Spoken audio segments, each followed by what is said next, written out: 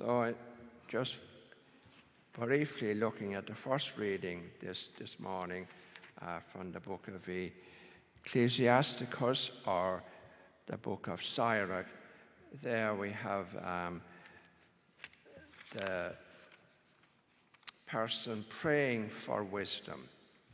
And I don't know if you ever pray for wisdom, because you cannot have all the knowledge in the world and many degrees after your name and yet have no wisdom. Wisdom is a totally different thing. Wisdom really is a gift. It's a gift from God.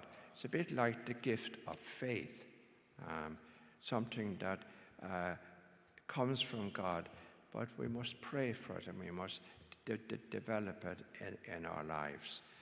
And so we get an example then of the wisdom of Jesus in the gospel this morning, where he's asked a question not because they want to know the answer, but are trying to trap him, ask him a question so that they'll put him on the spot, so to speak. They're not interested in finding out the truth. They just want to see, can they trap him?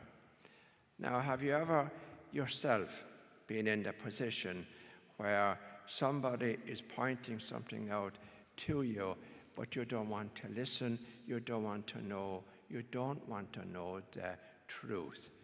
And that's what the gospel is about this morning. To be open, to have an open mind. Many people have very closed minds.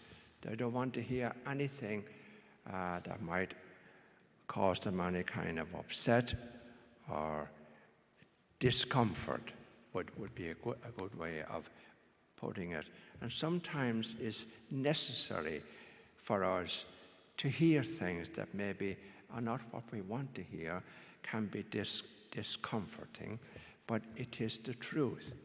And we got to face up to up to the truth at times. And that's what the gospel is about this morning. And the question for us is, are you and I open to the truth at all times? Or do we bury our head in the sand sometimes? So now